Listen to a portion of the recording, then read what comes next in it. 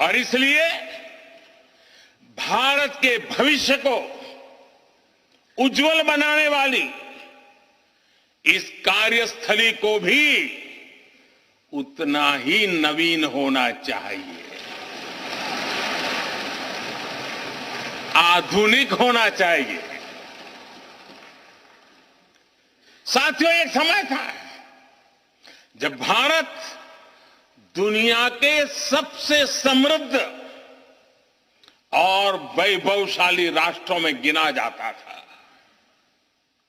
भारत के नगरों से लेकर महलों तक, भारत के मंदिरों से लेकर मूर्तियों तक, भारत का वास्तु भारत की विशेषज्ञता का उद्घोष करता था। सिंधु सभ्यता के नगर नियोजन से लेकर मौर्यकालीन स्तंभों और स्तूपों तक, चोल शासकों के बनाए भव्य मंदिरों से लेकर जलाशयों और बड़े बांधों तक, भारत का कौशल विश्व भर से आने वाले यात्रियों को हैरान कर देता था। लेकिन सैकड़ों साल की गुलामी ने हमसे हमारा ये गौरव छीन लिया। एक ऐसा भी समय आ गया जब हम दूसरे देशों में हुए निर्माण को देखकर मुग्ध होने लग गए। 21वीं सदी का नया भारत बुलंद हौसले से भरा हुआ भारत अब गुलामी की उस सोच को पीछे छोड़ रहा है। आज भारत प्राचीन कला की उस गौरवशाली धारा को एक बार फिर अपनी तरफ मोड़ रहा है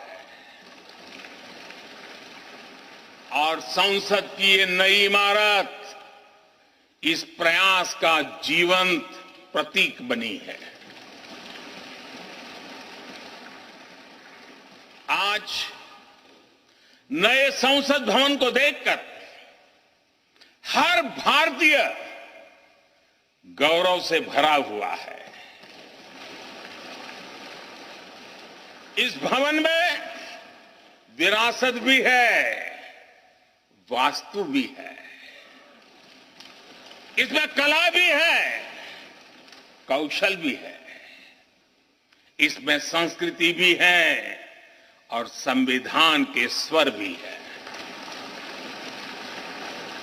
आप देख रहे हैं कि लोकसभा का आंतरिक हिस्सा, यहां भी देखिए, यहां भी देखिए, राष्ट्रीय पक्षी मोर पर आधारित है। राज्यसभा का आंतरिक हिस्सा राष्ट्रीय फूल कमल पर आधारित है और संसद के प्रांगण में हमारा राष्ट्रीय वृक्ष बरगद भी है। हमारे देश के अलग अलग हिस्सों की जो विविधता है, इस नए भवन ने उन सबको समाहित किया है। इसमें राजस्थान से लाए गए ग्रेनाइट और बलुआ पत्थर लगाए गए। ये जो लकड़ी का काम आप देख रहे हैं ना, वो महाराष्ट्र से आई है। यूपी में भदोही के कारीगरों ने इसके लिए अपने हाथ से कालीनों को बुना है। एक तरह से इस भवन के कण कण में हमें एक भारत श्रेष्ठ भारत की भावना के दर्शन। साथियों, संसद के पुराने भवन में सभी के लिए अपने कार्यों को पूरा करना कितना मुश्किल हो रहा था, ये हम सभी जानते हैं। टेक्नोलॉजी से जुड़ी समस्याएं थी, बैठने की जगह से जुड़ी चुनौती थी। इसलिए ही बीते 1.5-2 दशकों से ये चर्चा लगातार हो रही थी कि देश को एक नए संसद भवन की आवश्यकता है।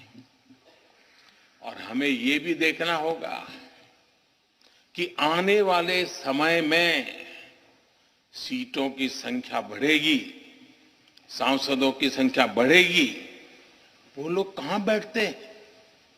और इसलिए ये समय की मांग थी कि संसद की नई इमारत का निर्माण किया जाए। और मुझे खुशी है कि भव्य इमारत आधुनिक सुविधाओं से पूरी तरह लैस है।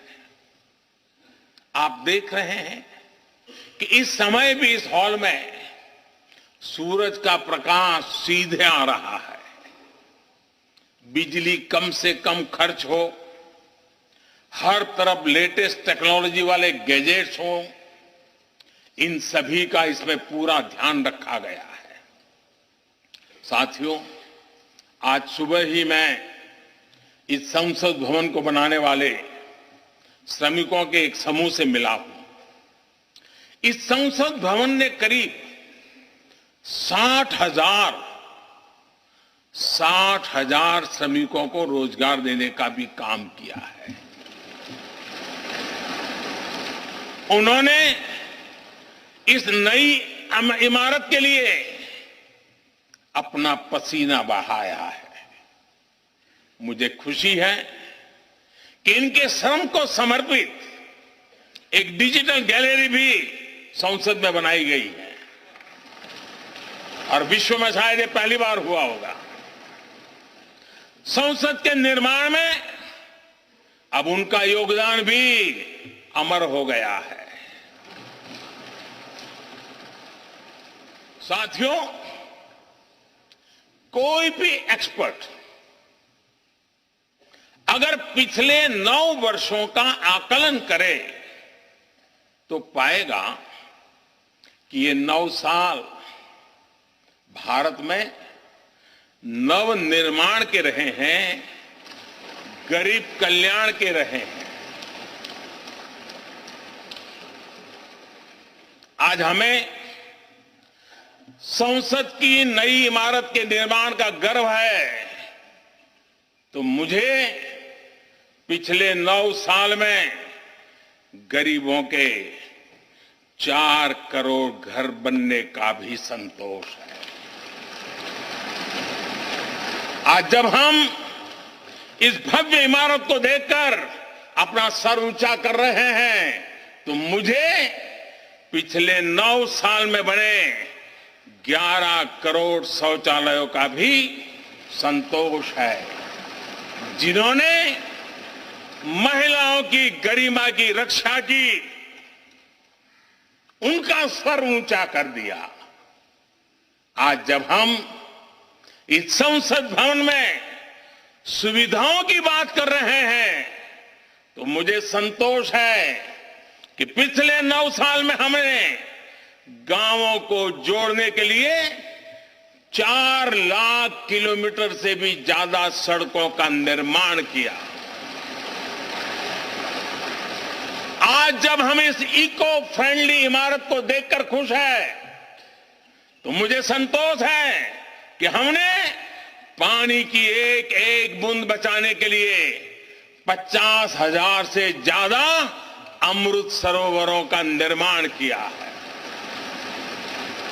आज जब हम इस नए संसद भवन की लोकसभा और राज्यसभा को देखकर उत्सव मना रहे हैं, तो मुझे संतोष है कि हमने देश में 30,000 से ज्यादा नए पंचायत भवन भी बनाए हैं। यानी पंचायत भवन से लेकर संसद भवन तक हमारी निष्ठा एक ही है।